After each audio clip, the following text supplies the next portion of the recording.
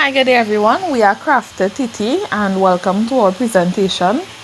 Our group members are Remy Richardson, Atia Adams, Mandisa Scott, Rachel Samaru, Melissa Andrew, and Geneva Andrew. Today we will be presenting our theory of change. Our social mission is to improve the standard of living within rural communities and underdeveloped communities by creating employment opportunities through economic diversification. The intention is to decrease poverty and increase employment that will be driven by creating a skilled labor force utilizing members of the community to train and work within a woodwork and carpentry facility. To determine the social value or impact that we'd like to have, we must first look at the actual problem. Currently, there's a high level of unemployment within the Sangre Grande area, and this is reflected in the poverty level being experienced by 39.1% of the Sangre Grande population live under the poverty line. So why is the problem happening? The poverty levels are due to the unemployment based on limited avenues for jobs and underdevelopment within the community. Based on the average level of education of residents, the area does not have enough job opportunities that are attainable for their capabilities. The more labor and skill-intensive jobs have been exhausted based on availability. The younger working class have seen an unemployment rate of 28% due to limited experience and the surplus of human capital. Here we can see some of the underlying causes of the problem. They are experiencing limited accessibility and remoteness. There's underdevelopment and limited job availability within the community.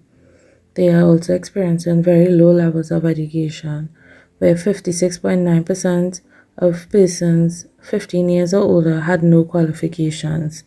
They have a slow-paced lifestyle, lack of motivation and support, and the ability to attain tertiary level education is limited due to how low the household income is. 70% of households earn a gross monthly income of $5,000 TT or less from their main job. How do we plan to address the problem? Create a skilled labor force utilizing members of the community through the implementation of a program that provides training and employment through the trade of woodworking.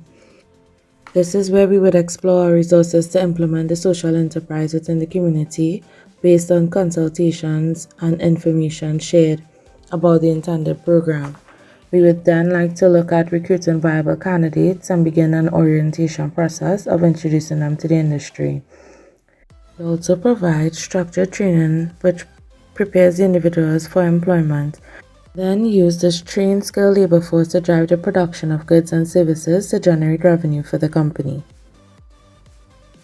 So what's innovative about our initiative? Within the community, there is no program that offers training and subsequent employment or apprenticeship.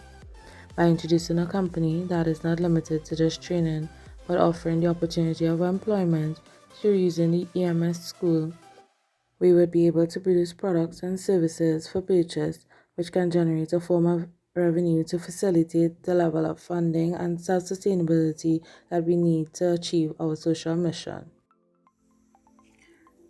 The mission.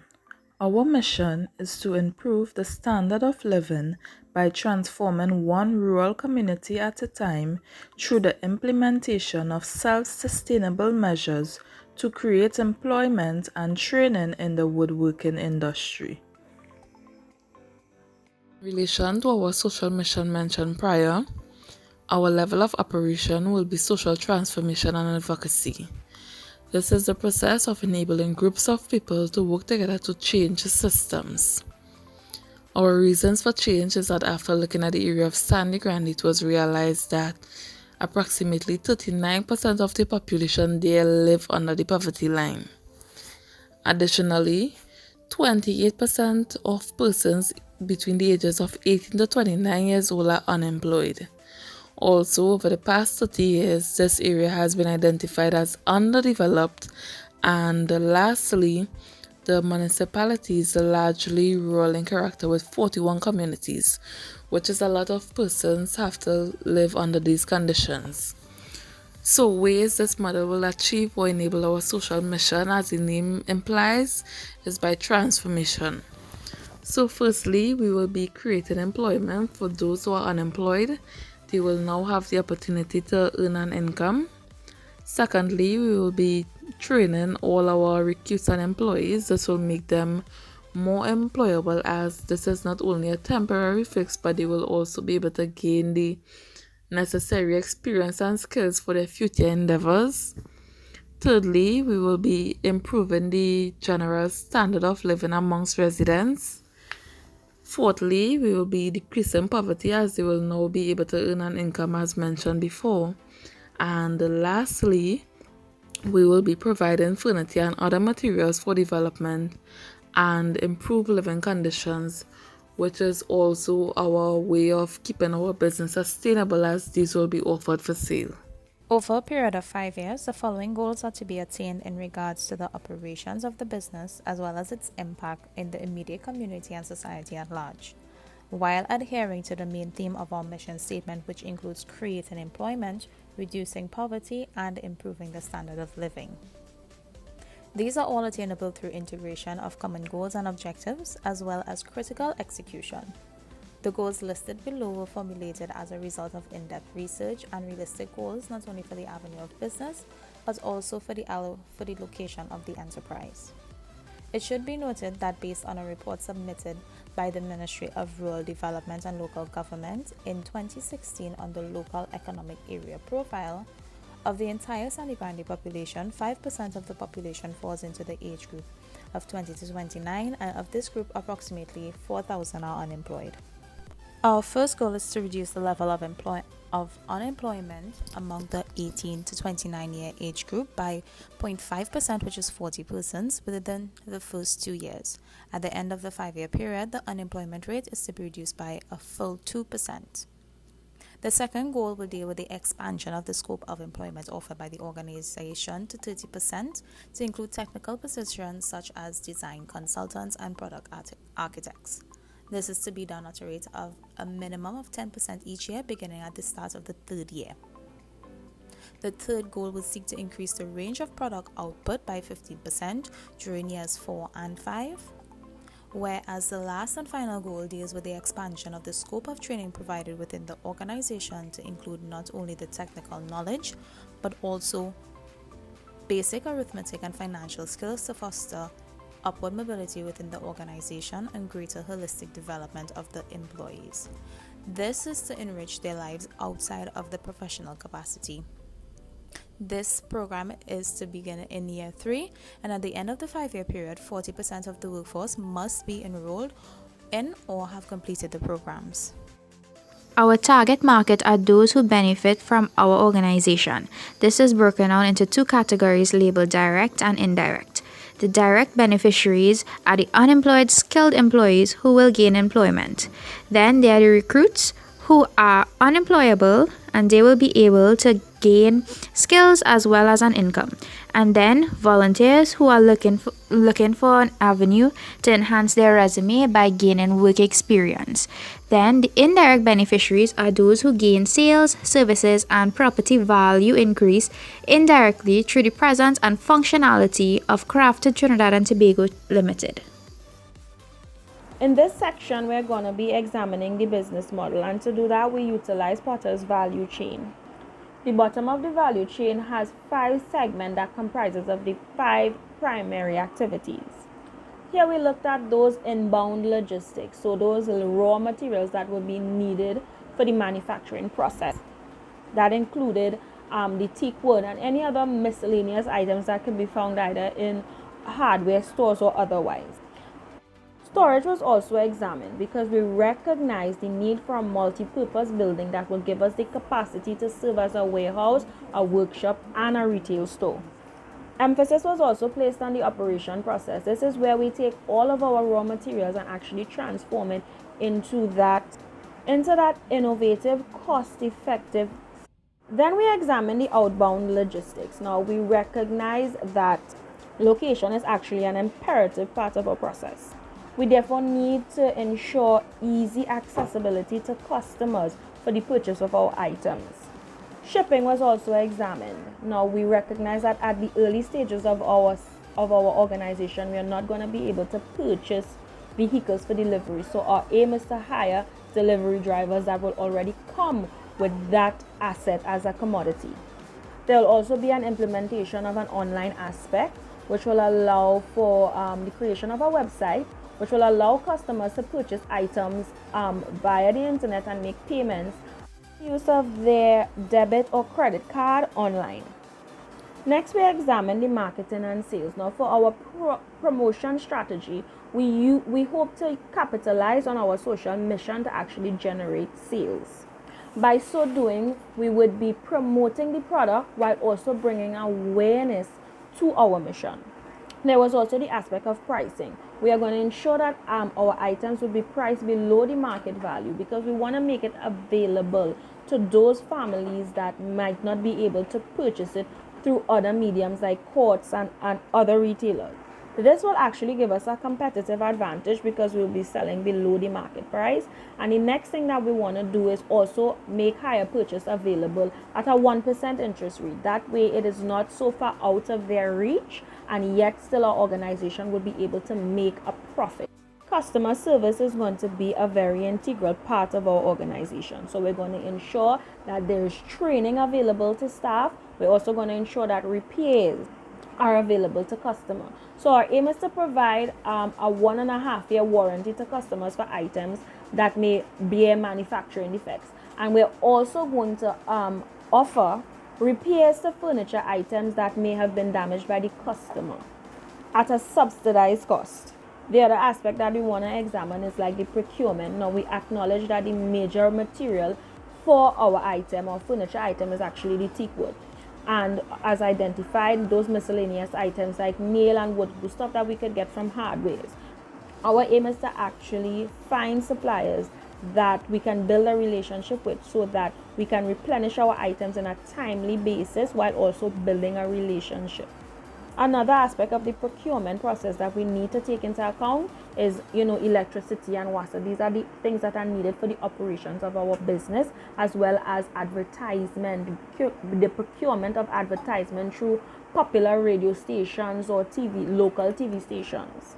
The next aspect that we examined was the technology development. Now, our aim as an organization is to ensure that we promote innovation. So we want to ensure that we implement tracking inventory to allow us to know that when our raw materials are almost finished, when we need to replenish. We also want to implement technology to track our operation process, to see how long it will take to complete a particular item, whatever lead time, as well as delivery time that it takes to various locations. This will ensure that we are able to cut costs when necessary.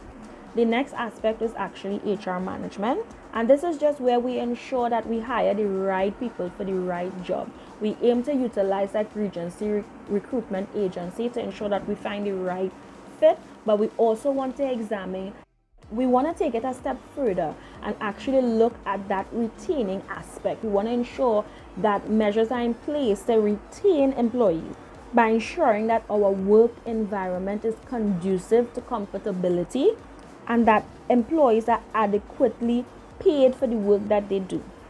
Lastly, we looked at the firm infrastructure, and to be able to capture this, an organizational chart was developed. This highlighted that at the top of the chart would be the board of directors, the CEO, and we had 5 key departments. That is the HR department, finance department, production, marketing, and research and development department. Within each department was sub-departments that will be necessary to ensure that the organization is a success. So under HR, we had stuff like recruitment and training. Under finance, we had stuff like procurement and account payables. Under the production, we had product planning, we had production, we had quality management. Under the marketing department, we had promotion and media, public relation. And under research and development, we had items such as product improvement, as well as product creation and innovation. Now we must look at how we would be able to achieve our social mission guided by our change goals. So firstly, we must look at the programs that we would like to implement. There's a young adult mentorship, which covers the education, where we recruit individuals between the ages of 18 to 29 years of age. This is where we provide theoretical and practical training in preparation for apprenticeship and possible employment. We understand that it all begins with education. We monitor progress and assess their capabilities and then align the students with the best fit areas of employment. We then decided to have an apprenticeship and craftsman program which is covering the employment. This is where they would have on-the-job training and experience, the provision of actual jobs within the company, exposure to varying roles such as design consultants, product architects, and administrative roles. This is where they can explore possible projects and initiatives to enhance their employment experience. We also looked at having a woodworkers association, which will be geared towards building the community.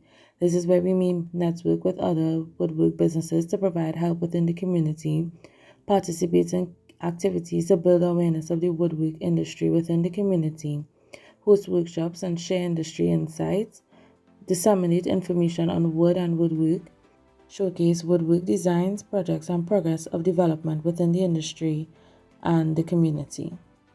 We would also look at having a volunteer program which is focused on youth development. This is where persons from craft would conduct workshops within the schools in the community. This is where we would also look at offering guidance and support regarding life skills and motivate students through their education struggles. Here we can see the processes that we would like to implement, where it moves from the mentorship to employment to the association. Mentioned before, we would have persons recruited and initiated into the company where they would be trained and prepared for employment. They would also be provided with a curriculum of theory and practical education. Then they move into the employment phase where this is the paid on the job experience. After completing the mentorship, young adults can choose to apply for the apprenticeship program. This is also where persons who may have completed similar training or have experience in the field will be able to apply and successfully attain employment after being assessed. Persons can then become members of the association where we network and foster community development. Employees will be encouraged to creatively display their developed skill sets in the varying capacities at the company. Active participation in activities geared towards product development, growth of the business, and brand awareness would be driven within the community. Now we must look at how we would be able to achieve our social mission guided by our change goals. So firstly, we must look at the programs that we would like to implement. There's the Young Adults Mentorship, which covers the education, where we recruit individuals between the ages of 18 to 29 years of age. This is where we provide theoretical and practical training in preparation for apprenticeship and possible employment. We understand that it all begins with education. We monitor progress and assess their capabilities and then align the students with the best fit areas of employment. We then decided to have an apprenticeship and craftsman program which is covering the employment. This is where they would have on-the-job training and experience, the provision of actual jobs within the company, exposure to varying roles such as design consultants, product architects, and administrative roles. This is where they can explore possible projects and initiatives to enhance their employment experience. We also looked at having a woodworkers association, which will be geared towards building the community. This is where we network with other woodwork businesses to provide help within the community, participate in activities to build awareness of the woodwork industry within the community, host workshops and share industry insights, disseminate information on wood and woodwork, showcase woodwork designs, projects, and progress of development within the industry and the community. We would also look at having a volunteer program which is focused on youth development. This is where persons from craft would conduct workshops within the schools in the community. This is where we would also look at offering guidance and support regarding life skills and motivate students through their education struggles. Here we can see the processes that we'd like to implement, where it moves from the mentorship to employment to the association. Mentioned before, we would have persons recruited and initiated into the company where they would be trained and prepared for employment. They would also be provided with a curriculum of theory and practical education. Then they move into the employment phase where this is the paid on the job experience. After completing the mentorship, young adults can choose to apply for the apprenticeship program. This is also where persons who may have completed similar training or have experience in the field will be able to apply and successfully attain employment after being assessed. Persons can then become members of the association where we network and foster community development. Employees will be encouraged to creatively display their developed skill sets in the varying capacities at the company. Active participation in activities geared towards product development, growth of the business, and brand awareness would be driven within the community. We must now look at the tools that we would be utilizing to achieve our success. Technology could be another facet which sets our venture apart from traditional woodworking businesses, and we must look at how we can strategically implement its use to manage operational costs and effective facilitation of our initiative. The following are a few tools we believe to be crucial towards facilitation of our initiative. Accounting software to track income and revenue generated, logistics software to manage the production process, to look at the receipt of raw materials and delivery of end products. A blended classroom forum for training sessions of theory and practical curriculum, social media platforms and traditional media avenues to market the enterprise and the actual programs and engage with our market. A database for tracking the student enrollment, progress reports and assessments. Tailored workshops and seminars facilitated within each program. These would be used to offer activities specifically aligned to the various programs. An engagement with possible stakeholders and sponsors to partner with Craft TT towards a joint effort to focus on the youth development program. Resources needed. Financial resources. Debt financing. Loans would be needed to cover startup costs and business investments. This would be acquired from financial institutions such as First Citizens Bank and Eastern Credit Union because of their competitive rates. Secondly, government grants would be needed for further funding.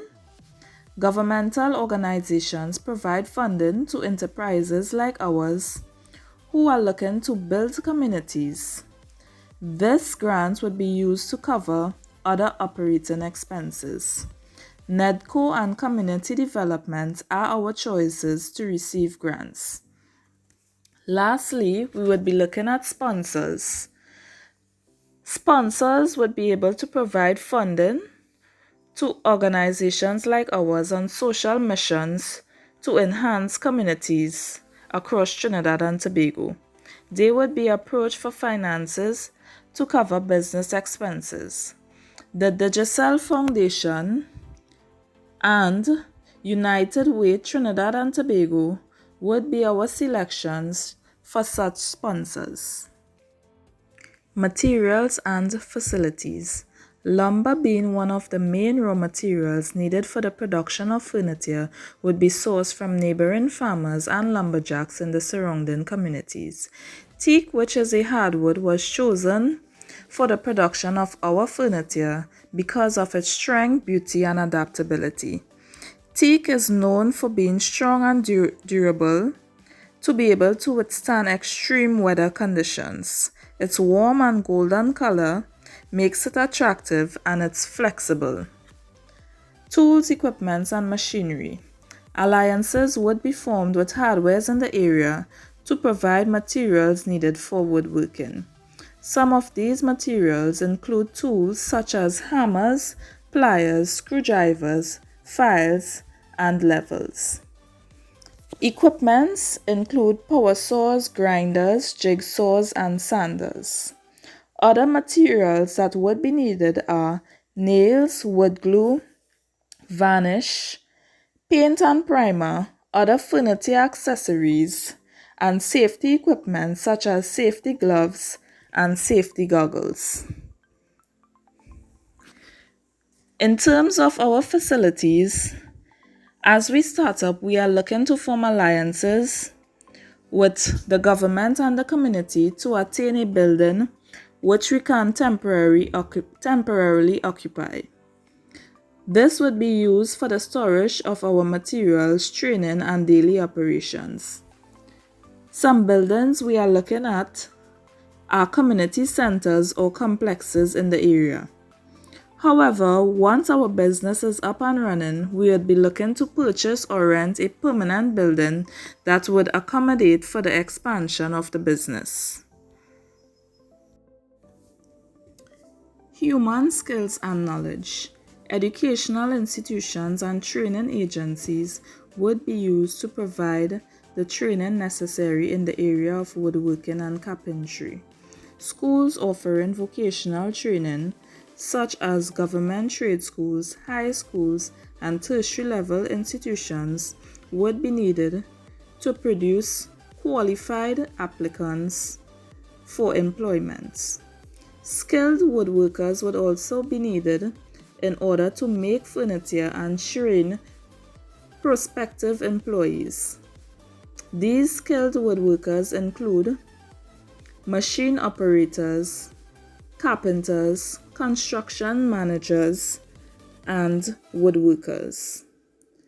Qualified administrative staff would also be needed to manage the daily operations of the business.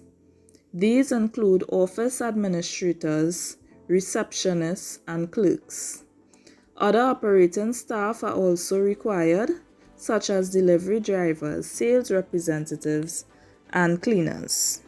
In relation to the existing resources, since Craft2TT is a new business and we are still in the process of developing our idea, there are currently no existing resources.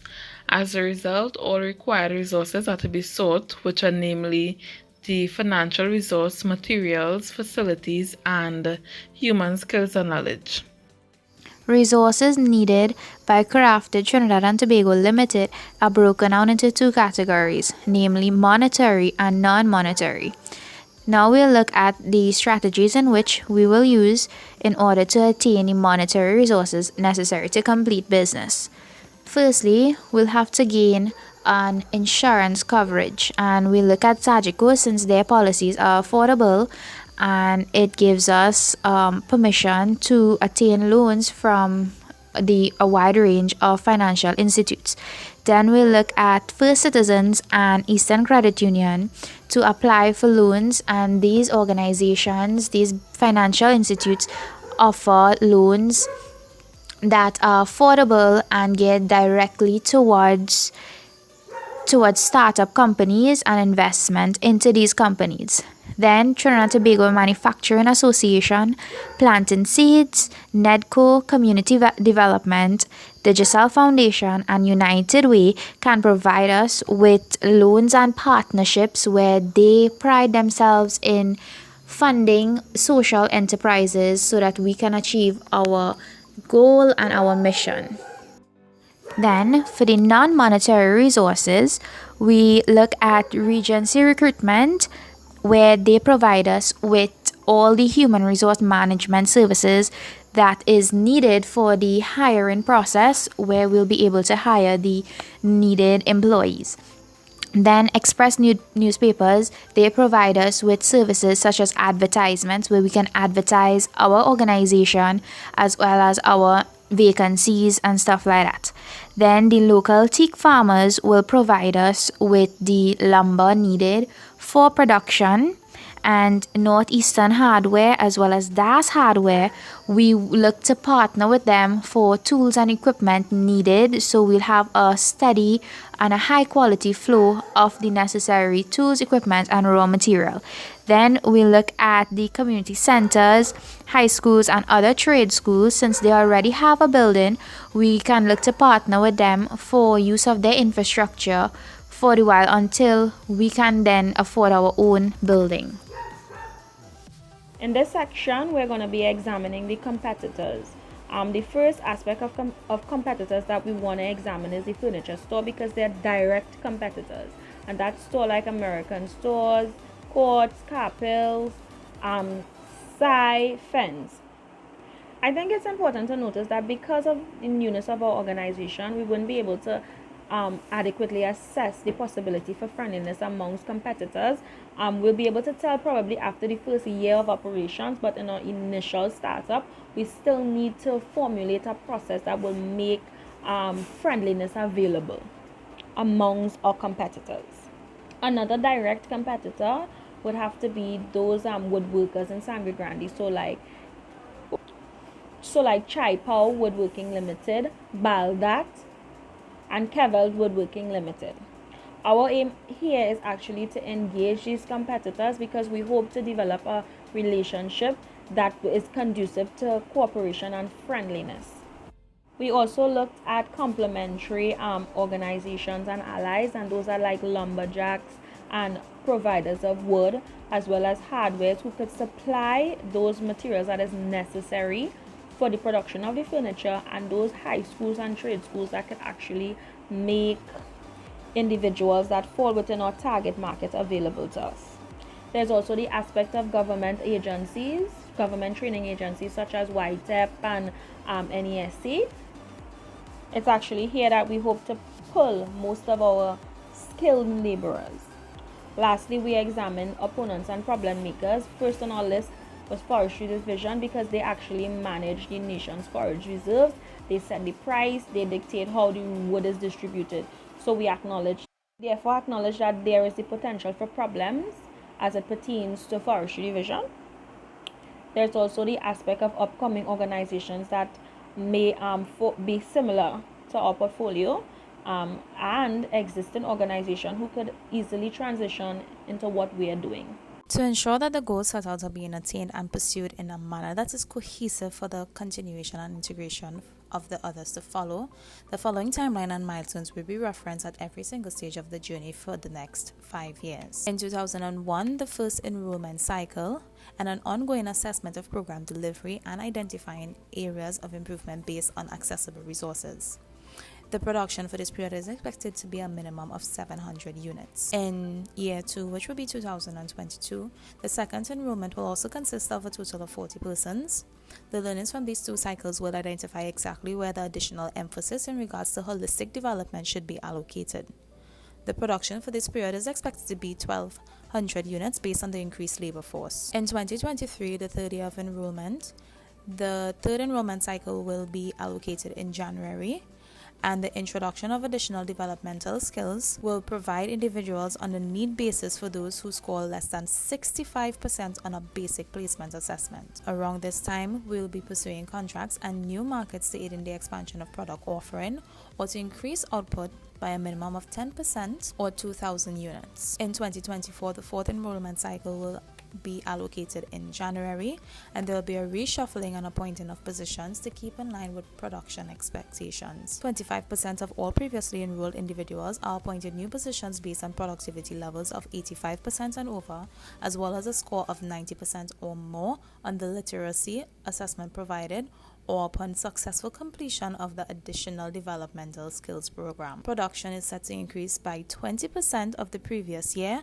or a minimum of 2,400 units. The fifth enrollment cycle will occur in 2025, and at this point there will be a review of departmental functions to assess workload and identify any redundancy in an effort to assist and justify the appointing and allocation of new jobs within the organization.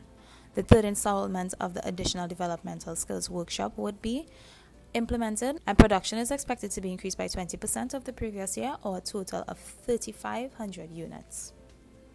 It should be noted that some additional measures put in place to ensure transparency in the appointment of new positions to individuals working within the organization will be subject to successful completion of additional developmental skills program.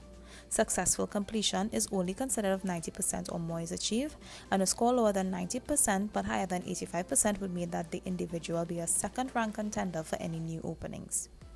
And finally, a score of 85% or less would see that the program is offered once again to the individual. This is to ensure a particular standard is maintained and as many individuals are eligible for upward mobility within the organization or otherwise. Available institutional supports. Some organizations that provide support to enterprises are community development through their CARE program, which supports projects that build communities.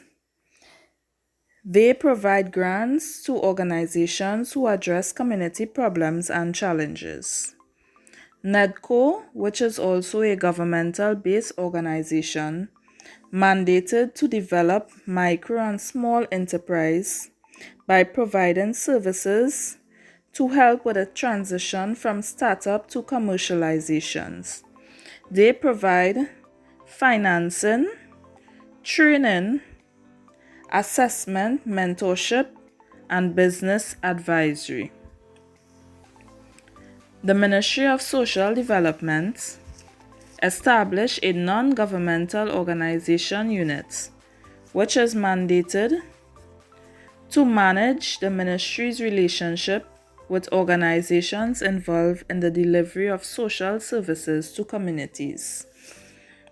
This unit is responsible for identifying suitable organizations who provide social programs and projects, manage contractual agreements, register a database, collaborate to ensure effectiveness and efficiency, ensure compliance, monitor and evaluate the operations of the enterprise, provide training and capacity building programs. The Trinidad and Tobago Manufacturing Association is an organization formed to unify organizations and promote, encourage, and assist with the growth and development of local manufacturing industries. In summary, based on the challenges currently faced by residents in the Sangre Grande area, Crafted Titi, in accordance with our social mission, will be offering training and employment through woodworking. Our operational model, social transformation and advocacy, will be exhibited through our change goals.